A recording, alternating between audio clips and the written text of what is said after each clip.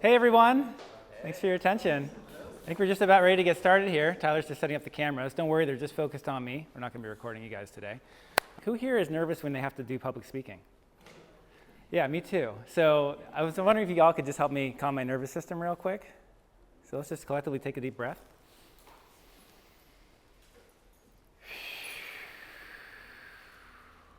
Amazing, thank you.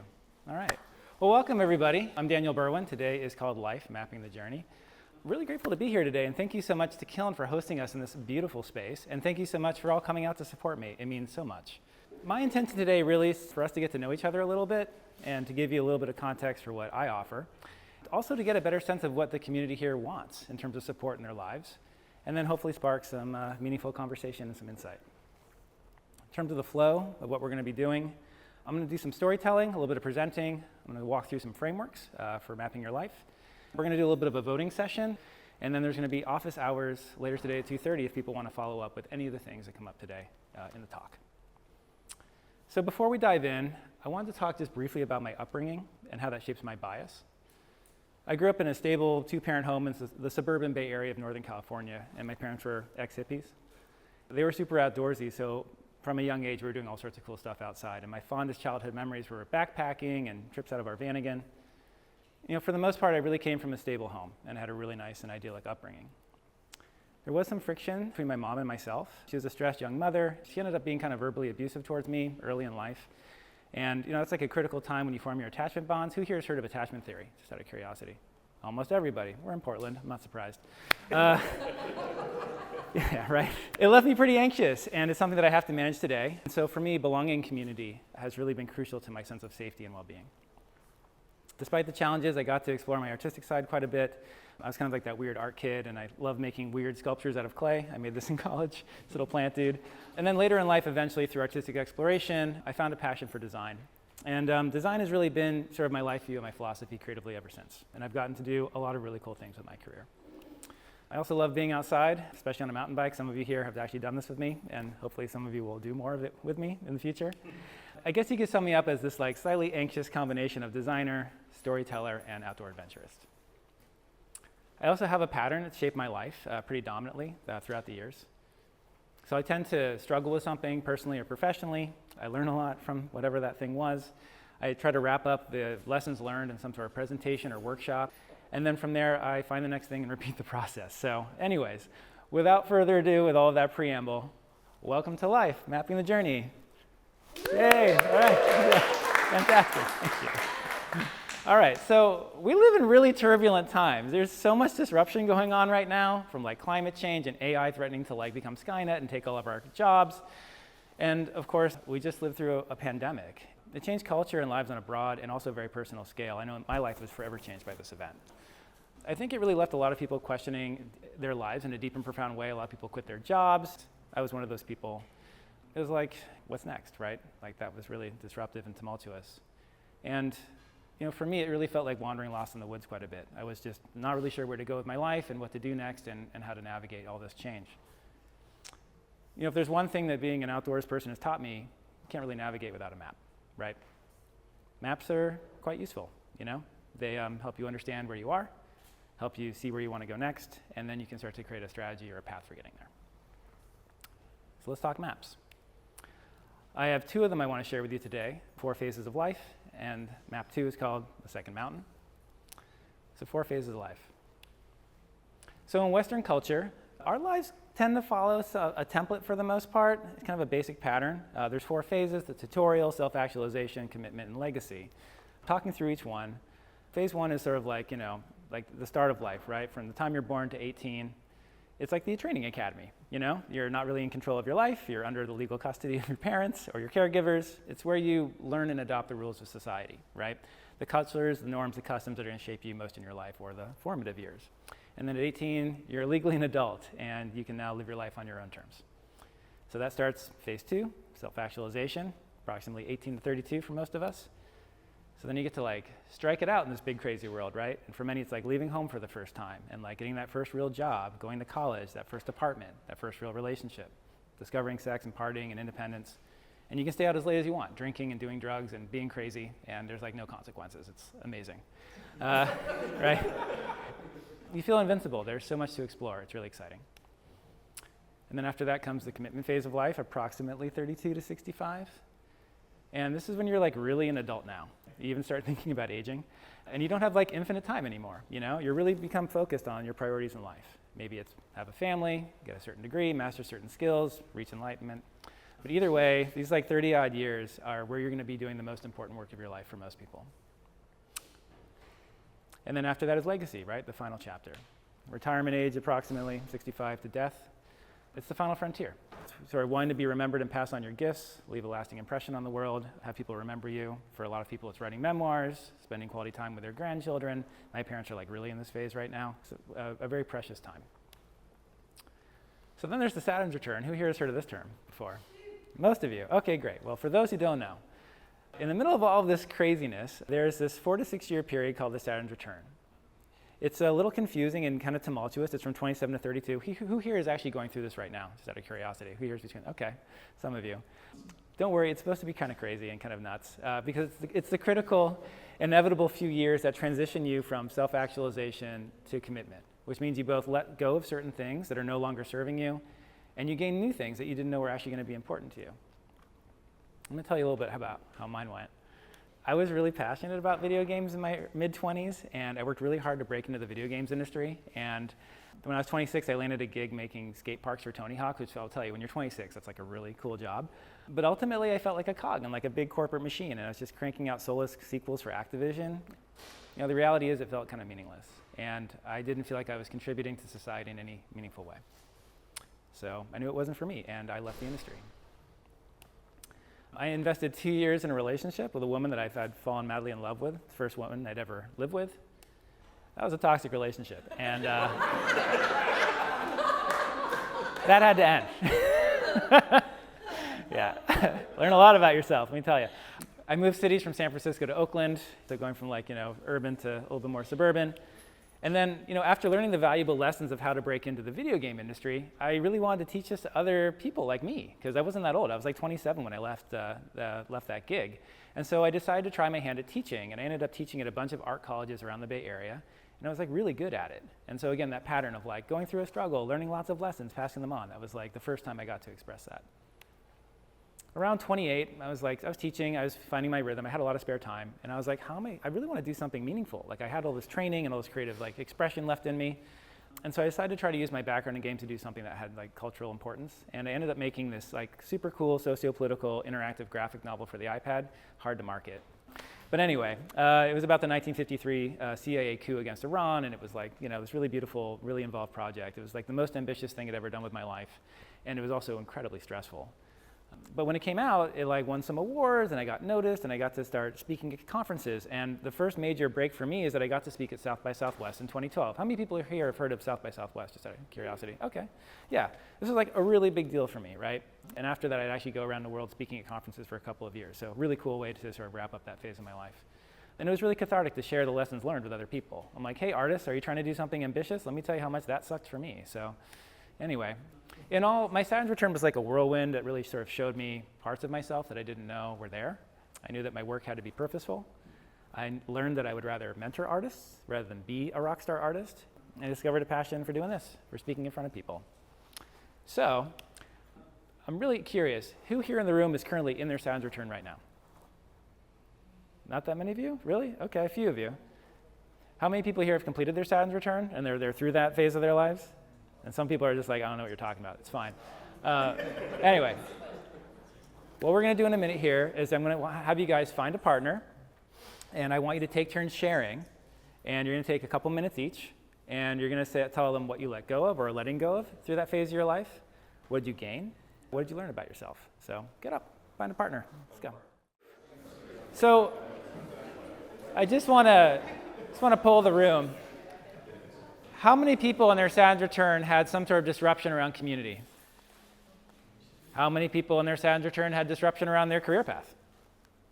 How many people in their Saturn's return had a disruption around dating and relationships? How many people were struggling? Okay, cool. Universal, right? So the second map is called the second mountain. So if the 4 phases look something like this, the second mountain looks kind of like this. Essentially, the first mountain's kind of all about like achievement in your life. The second mountain's all about giving back in service. And in between is this low point called the valley. Just out of curiosity, who here thinks that, who here is on their first mountain still? Out there kicking ass, taking names, wants to make lots of money, achieve, that sort of thing. It's okay. We all have that phase. Who here is on their second mountain? They've achieved enlightenment and they just want to give back. It's okay. Who here is in their valley who's like, I don't know what the fuck is going on and I'm super lost and confused and stressed right now. I'm still kind of in that place myself, I'm not going to lie. So just to dive into these a little bit in more detail, all around the world, no matter where you're born, there's some sort of narrative or culture that you're born into, right? Remember the tutorial phase of life? Like we all are steeped in it of some sort. This is where we get indoctrination into cultural values. And in Western culture, our cultural values look kind of like this. It's like a big checklist, right? Of like, don't let down your parents and make good grades and get lots of money and climb that ladder and buy that house and own that Lexus and whatever, right? All the things. Get that surgery. I don't know. Anyway, it's a lot of checklisty things. Many of us follow these steps pretty blindly without really asking, is this what I actually want for my life? Because bucking the narrative is seen as like super unthinkable, right? You couldn't really do it. Like, what would my parents think? Or what would my neighbors think? Or what would my kids think? So a lot of us don't really have a choice but to follow the script and like amass a bunch of resources, especially maybe because of socioeconomic challenges. Either way, there's a lot of cultural pressure to conform and follow the script. And then something happens, something that knocks you off your first mountain. Like you can achieve success and find it super meaningless and empty, or you fail spectacularly and have to completely reinvent what you're going to do with your life, or divorce, or death of a child, or cancer. You get the idea. It puts you in the valley, and this can be one of the darkest, loneliest, and frankly confusing places in one's life. You feel lost, feel alone, feel unsure what to do and where to go. And then something happens after a while. People usually describe it as like some sort of spiritual insight, where they see the larger picture of their lives. Whatever it is for you, whenever it happens. While the first mountain's all about achievement, second mountain's all about service. It's about dedicating yourself to something bigger than yourself, and especially bigger than your ambition. Part of overcoming the valley, I believe, is to let go of those cultural narratives that shaped us. Because cultural narratives, in my opinion, kind of thwart the second mountain for most of us, because they embed so many preformed beliefs. They can vary widely from culture to culture. Everyone's born into some sort of cultural narrative or societal pressure. However, when you strip away those cultural pressures and those narratives, what we as human beings desire universally worldwide is all pretty much the same. At a fundamental level, we crave to feel safe. We want to feel like we belong, that we're connected to each other. We want to have agency to do what we want with our lives. We want to feel like what we do matters, it's purposeful. And we want to love and be loved and be known. A lot of us go through our lives controlled by culture, and it can lead to a lot of regret. Hospice workers were once told their dying clients about their deepest regrets when they were on their deathbeds. And what they all pretty much said universally is that they wish they had lived a life that was authentic versus one that was shaped by societal pressure, or that they were able to tell people how they really felt, or that they maintained their friendships, or hadn't worked so hard. And this one really struck me, the one that they said, let myself be happier. That was a big one. So, in terms of cultural narratives, I'm kind of curious. Everyone here's grown up in one, right? I'd like to take just a few minutes to share with each other what was expected of you in your cultural narrative and how that shaped your life. Let's take a few minutes. Find a new partner. Let's do this again. Okay. Thanks, everybody. There's a lot in that, so thank you everyone for sharing with each other, being vulnerable. I appreciate that. Well, I'll tell you a little bit about how all of this has gone for me. So my first light bulb moment when it came to second mountain thinking happened in 2013 at an eco-village called Findhorn in northern Scotland.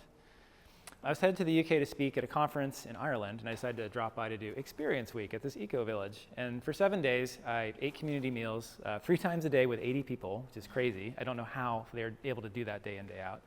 I worked landscaping, I meditated, I was barely on my phone or any screens whatsoever, and life was really simple. And the cultural narrative of my like super high achieving Silicon Valley upbringing and like hyper successful parents was completely stripped away. Like no one gave a fuck what I did for work or how much money I made or where I came from. Like that was not part of my identity there. And for the first time in my adult life, my anxiety was like gone. It was just gone. And I was inexplicably happy. I didn't recognize myself as this person. And my experiences there challenged everything I was taught to believe about what makes a meaningful and happy life. It was really profound. I think this quote from, actually there's a book called The Second Mountain by David Brooks, where a lot of this comes from. But he talks about how in our society, we really struggle to connect with each other. We live in this like hyper-individualized world, and the meritocracy of our society, our high-achieving first mountain culture, it creates a life that works in the checklist lens, but doesn't make us actually happy, and we don't feel complete or connected. So then, of course, I have to talk about my valley. So speaking of Silicon Valley and cultural narratives, I was really productive in my first mountain. I was like, supported and ambitious and had all this drive. I worked at really cool companies, making video games, working for impressive clients doing immersive work. I got to win some awards for my work. I got to speak all over the world and meet interesting people. I thought I was on track, living my best life, achievement unlocked, right? Huzzah, first mountain conquered. The beginning of the end started when I went to go work for what I thought was a very exciting and well-funded virtual reality startup. Despite the glitzy outside, it was a super dysfunctional organization. Even though I had a shiny title and a large paycheck, I was completely miserable, depressed, and super stressed out. I lasted like 2 years there. I finally left in 2018, and of course I did my pattern. I was like, I went through something hard. I'm gonna go share it with people, right? Package it up, make a talk. So I went to South by Southwest in 2018 to do this, and it was my second time speaking there. I should have been like super stoked, right? This should have been like a huge honor for me. And I remember getting up on stage and just feeling completely empty. Like sharing about my experience just didn't matter at all. And it was super unnerving because this is what I do. This is why I'm important, right? Whatever I've been pursuing, this little bespoke space of like interactive storytelling and the nerdy people who do that, it had lost all meaning. And my life felt meaningless as a result. I had invested so much in my identity as this like interesting creative thought leader and media tech place, right? I threw industry events, I knew all these cool people, and I had to give that up. I had to leave that community. And I had this like swanky loft in the Mission District in San Francisco, which like a lot of people would be really envious of. It's my home for 12 years. I gave that up too. I actually remember I left for the last time this place during the pandemic, and during the George Floyd protests, we had to board up the front windows. Someone had scribed "Your condo always sucked" on the board. And I remember thinking, yeah, you're right. Anyway, so everything that defined me was completely up in the air at this point. I let go of my community, I let go of my home, I let go of my former identity. The truth is I didn't actually know who I was at this point in my life. And I had to spend a lot of time wandering lost sort of in life to figure it out. It was one of the loneliest and tryingest times that I've been through. And this is like, the pandemic happened in the middle of this, so, it's really intense. I ended up wandering all over the United States, trying different living situations, trying to figure out where I belonged, and I got displaced a lot. I got displaced from, fire displaced me on the West Coast in 2020 and 2021. I had some social disputes with an eco-village I was living in, and I had to leave there. I got displaced by my own family when I went to go stay with them. They didn't have space for me.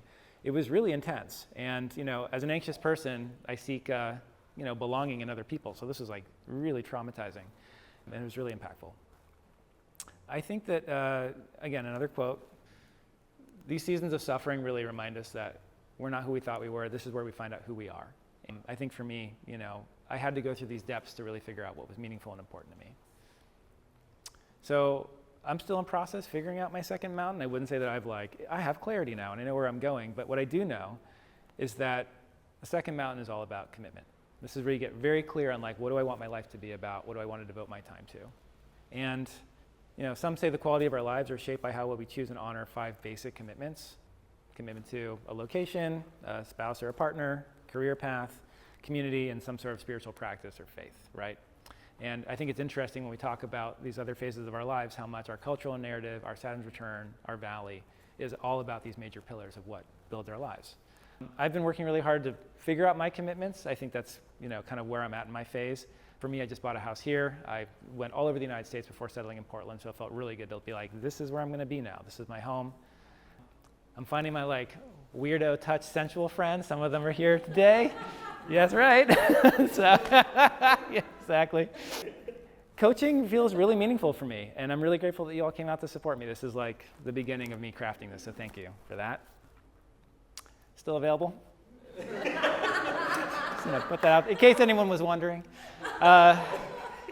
And then this one's still kind of amorphous for me. I don't really know how to define it yet. Spiritual practice, cultural values, that sort of thing. I grew up in like a super scientific household, and like we didn't even celebrate the Jewish holidays, so it's been tough sort of activating that. But I think that Findhorn really deeply affected me, and I think that something about community living is really where my spirituality is going. Anyways, wow, there's a lot. So to wrap it all up, these maps provide a basic baseline for planning your life. And the next step of this, now that we've introduced these as concepts, is to talk about vision.